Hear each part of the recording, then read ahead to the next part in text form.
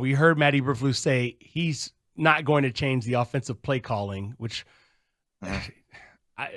I would like to see something change. But what are his options of how he can galvanize this team, spark this team, whatever a coach can do midseason to turn things around after you already had two player-induced come to Jesus meetings, if you will? Yeah, you heard it this morning. Their solution is to look inward. We're going to look inward, and there's sometimes where Matt Eberflus sounds to me like an AI coach, right? Like he's been doctored No, up, and he's it's worse. An AI coach would at least give you some sort of like base level of, okay. And this guy says stuff that doesn't make any sense. it's just and it's assignment, alignment, key, technique. It's the cycle of the snap. It's wiring in on every snap. It's we got to stay together. We got to remain connected. Those guys are tough in there. We got to look inward. We got to find answers. And if you think that we're getting kind of fatigued by some of that, imagine the guys that have to sit in the meetings 4 or 5 days a week, listening to the same things and saying, well, coach, like eventually find some solutions that put us in positions to win games better. All of this other stuff, hits principle, cycle of the snap, assignment, alignment, key, technique. It just becomes really hollow, and it just becomes redundant, and it doesn't steer you in any meaningful direction. So, Marshall, it's a long way of saying I don't know what they do from here, because they're obviously going to stick with Shane Waldron a little longer. Not a major surprise. Matt had to replace most of the offensive staff at the end of last season. He had to replace his defensive coordinator in the middle of last season. You're just in a rough spot here with not a whole lot, again, of direction being shown. And it circles me back to the confusion I've had for a long time about, really since day one, of what Ryan Poles' firm attachment and admiration for Matt Eberflus really is, because I've never really been able to solve it. He constantly reiterates how he believes in Matt's steadiness and his ability to kind of lead a team through turbulence. But you look at the road record, you look at the overall record, you look at the division record, you look at the big stage games, you look at the big moments within games, and you've got a whole file of evidence adding up to say that this isn't the guy that's taking you to the next level, and so you have to have those conversations very soberly inside the building, very honestly inside the building. It's also a reason that Kevin Warren was brought in, is to provide an extra lever of oversight and a standard. I thought Kevin Warren was here to raise the standards. And you're talking about the turbulence and him steadying through there doesn't have to be this much turbulence. Correct. That's my problem. And like we've talked for years, and David and I used to talk about it a lot, of this is an organization that always celebrates how well their airbags work. And the whole point is don't crash the car into the wall, and like we're not there yet. The airbags haven't quite deployed here, but it feels like the car is kind of careening right now. And you better find a way here in the next several weeks to get on track, because you guys know what's awaiting after this Patriots games. It's 3 division games in 12 days against opponents that are clearly superior through the first half of the season. And I mean, that could be the true rude awakening that none of us really want to experience. We had a emailer earlier say the Bears compliment how well they hop around after shooting themselves in the foot.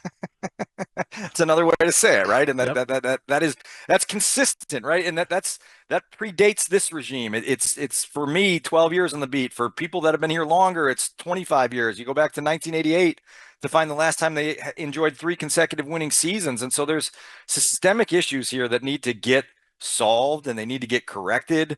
You feel like there's at least an acknowledgement that has been heightened over the last couple of years about what some of those issues are, but you eventually have to find answers. I was talking to Studs before I came on. I said, the good news for the Bears is that you look around the league, and a quarter of the league is in that dysfunction mode. You talk about the Raiders, the Saints, the Cowboys, the Panthers, the Browns, the Jaguars, the Giants, the Jets. The Bears have company in this, but it's not good company to keep. Let's just put it that way. Okay, so based on what you just said, if there's that many teams dealing with this right now, that means there's possibly that many teams who are going to be looking for a new head coach at the end of the season. I know everyone's been very, very clear that the Bears just don't fire head coaches in the middle of the season. But wouldn't that give you the best chance to get whoever you think the best candidate? That is one of those myths, Marshall, because if you go back through every hiring cycle, there's never a correlation between when you fired your coach and getting the next coach right. There just isn't. And so I get it. The emotional reaction is like, let's get that road started. But it's a small circle in this league of the people that kind of are involved in that sphere. People know which jobs may or may not be coming open, and they've got tabs on them. And the Bears obviously have a quarterback that a lot of people will be lining up to work with if they get to that point. They have a franchise that no matter how many times they repeat the cycle and how much dysfunction they experience, people always are turning in their applications for this job when it comes open. And so they'll be fine if that's ultimately the decision they decide to make. They're not going to be behind in a search. The bigger question for me is the question that we're going to be keeping an eye on for the next couple of weeks, and certainly for the rest of the month, is do you still have locker room buy-in? Do you still have players that are invested? Because once you lose that, then you're spiraling down a course that you don't want to go down. And that to me is more dangerous than the idea of falling behind in a coaching search. You mentioned there's only a small sort of insular group of NFL people that know what's happening with these coaching jobs. One of the people pulling the strings is Trace Armstrong, the former Bears defensive end and first-round pick, who is the agent for both Ryan Poles and Matt Eberflus. And the great and powerful Oz has always had this reputation as sort of a shadow Bears president. Is it possible that Poles would be dragging his feet on some of this stuff because of the relationship and this triumvirate that involves Trace Armstrong?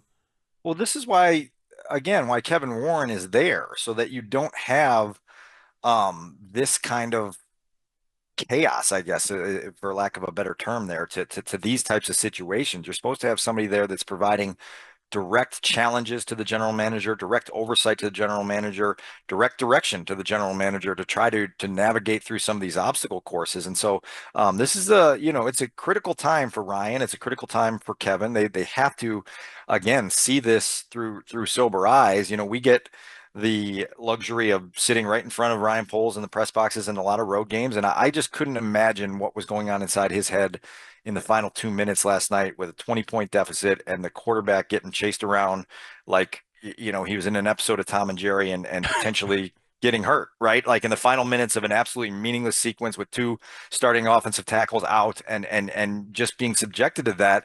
I remember when John Fox had left, he actually put Mitch Trubisky back into a preseason game his rookie year after I think it was Connor Shaw broke his leg, and Mitch almost got murdered on the final play of a preseason game, before his rookie season. And you were going, oh my God, like there has to be repercussions for decisions like that. It's a lack of judgment. It's a lack of awareness.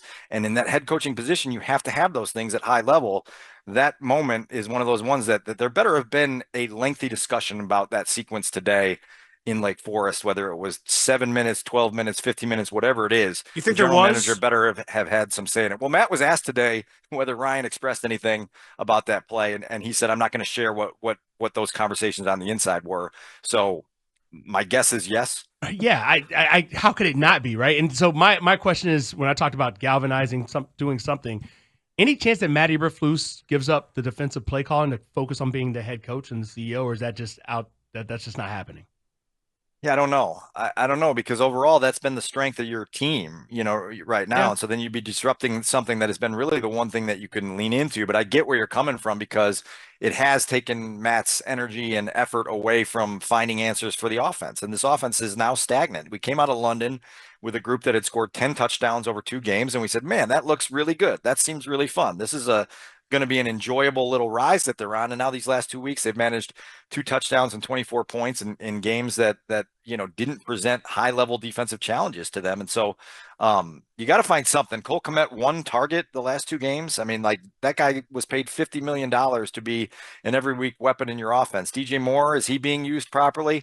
You got to find something. There's too many issues right now. And then we circle back to the offensive line. I don't know where Darnell Wright's going to be this week, but if you're kind of down 2 offensive tackles, my goodness, good luck getting Caleb comfortable and confident in what awaits him for the rest of the month. And it sure sounds like Caleb is lukewarm when it comes to how he's being used and how he's being treated.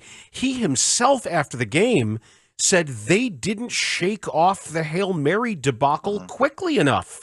He said it. Yep. This whole thing, it's one thing about the hits principle being lampooned. It's another thing when your 24-hour rule is being lampooned. How many different foundations of Matt Eberflus's coaching have to be openly clowned by players for it to be exposed that they're not listening to him?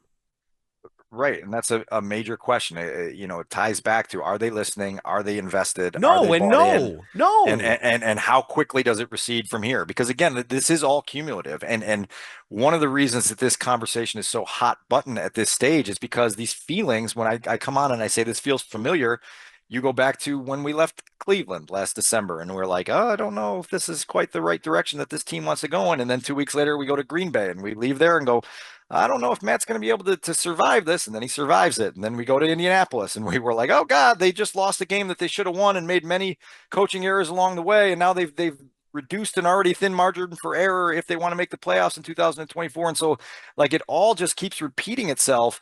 And so if you are the foreman of the jury, as Ryan Poles is supposed to be, you better be looking at all this evidence and not be clouded by emotion and attachment here, because there's a lot piling up here that should be guiding you to understanding that your aspirations of achieving championships, plural, and contending for the next 8 to 10 years are they're at a pivotal crossroads right now, and you better find the right answers for the franchise. Dan, you sound way more open to the possibility that Matt Eberflus is going to be here next season. What does that look like for the rest of the season? What would he have to do to secure coming back next year? Yeah, I mean, I honestly, Marshall, I don't know how he survives this, to be honest with you, because I like, if you wind up with double-digit losses again, if you're 7-10 and there's again 3 or 4 losses that you can point to where you say the coaching wasn't good enough there, and you cost yourself an opportunity to point this franchise in the right direction, and the offense is still stagnant, even though you replaced your entire offensive staff last year and brought in a second coordinator, and pretty much every coach that you originally hired just a couple short years ago is no longer here. Like there's a lot of questions that are there. The Bears would have to get hot. I mean, they would have to get hot here. I don't think any of the three of us would sit here right now and expect them to split their division games the way they're playing. Like that's a tough ask to go 3-3 in the NFC North. And even if you did that, now you're going to have to squeeze out an above 500 record against the rest of that schedule. It's a steep climb here for them to get to 9 wins, right? And 9 wins is sort of the baseline, I think, in my opinion, to considering that things are moving in the right direction. But again, it's not only about the win-loss total, it's what it looks like. And these last 2 weeks, it's looked pretty putrid, and that cannot be denied. Should we expect Ryan Poles to speak anytime soon? And I don't mean trade deadline. Well, before I always thought and was told that the general manager of a professional major sports team should be more available when times are tough, not less available. And last year, when there was the whole Alan Williams fiasco that has still never been answered, he was at least there to pretend that everything was okay with their culture. Where is he? I mean, he's around. I'm with you. I subscribe to the same philosophy that during times of tumult and turmoil that you want your voices and your faces to come out and project confidence, to at least explain where they're coming from. And even if some of it has to be kind of, protective, I guess, for lack of a better word, you come out and do it anyway, just to let people know that you are accountable. I don't know what their inner philosophy is on that at this stage. Again, I think that there's probably an argument to be made that this is just 2 losses, and that's probably what they're saying inside the building. And let's see what it looks like next Sunday afternoon against the Patriots. And if you stub your toe there, well, then maybe you activate a different chapter in the crisis management manual, which, as you guys know, has not always been the most reliable manual with the one that exists at 1920 Football Drive. So we'll see. But again, the optimist will take a look at this week's opponent and say, we need to get focused immediately. Let's shorten the 24-hour rule to 20 for this particular loss, and let's get locked in on beating a very weak opponent in the Patriots at our building. And then maybe you get to take that sigh of relief and get yourself back in a little bit of a steadier course. But right now, there's no way that any of us would say that's a gimme win for them next week with the way they've played coming out of the bye. Why didn't Cole Kmet get a touch? I'm baffled. I still haven't got back into my offensive rewatch. It's one of the things I want to look at. I want to see a lot more about how the pressure was getting to Caleb and how some of the unique things that Arizona does defensively kind of flummoxed them a little bit and took them out of rhythm. But you have to, like I said earlier, this is a $50 million tight end that you believe is a cornerstone of everything that you are trying to do. You manufacture a touch somewhere within a football game. 2 straight weeks, he's gotten 1 target, combined collectively in these 2 games and the 2 losses. It's not okay. It's not good enough. And you better be having those conversations inside your building on why are we wasting the talents of one of our premier weapons on this offense. Dan Wiederer, thanks a lot. You got another fun week ahead of you. Tonight, it is Take the North live from 6 to 7. You and Mark Grody here on The Score. This is all familiar to me, Dan. This is all familiar to me. I know, but when does it stop? That's what's sad, is how familiar it is. When does it stop? And it's always, I don't know. And we're back to another coach having to fire himself from his same responsibilities. And I don't know. It doesn't sound like he's going to do that, so... No, he's not, because it doesn't matter, because there's no standards, despite the fact that everybody talks about accountability and standards. Take care. Thank you. Thanks, Dan. That's Dan Wiederer. Kevin Warren and all the big talk about we're going to Super Bowl, these beautiful, glittery buildings and all that for multiple championships and this glorious great town of which he declares himself de facto sports mayor. Have your team stop sucking first. Well, yeah, but before you build the stadium, build a team that can win. Have your team stop sucking. That seems like it'd be an easier thing to do, but I'm not so sure. Your dumbass team stop sucking. It's just, I tell people, and I tell people, and I tell people, well, this Shane Waldron, he's done this. I said, he's never been a Bears offensive coordinator. Dang, so you're putting the Bears jinx on him? Damn jinx on him. This is what happens here. That sounds jinxy. It's not a jinx. It's a fact. It's just, look at the list of all-time Bears offensive coordinators. There's like this giant magnet for offensive stupid. It's like moths, like the dumbest. But you're saying the common denominator is that they are Bears offensive coordinators. I don't know. It's just, you ever have like a candle when you're at like in a cabin, yes. and you get the moths to circle the candle, yeah. And there's always one dumbass mosquito that flies right into it and burns up. Wow. That's what happens here. That's quite the picture you just But that's painted. what happens here. It's like, there's a light. And it just burns. It's really cool when it happens. We're on to New England. Oh, are we? No, I'm not. I'm not.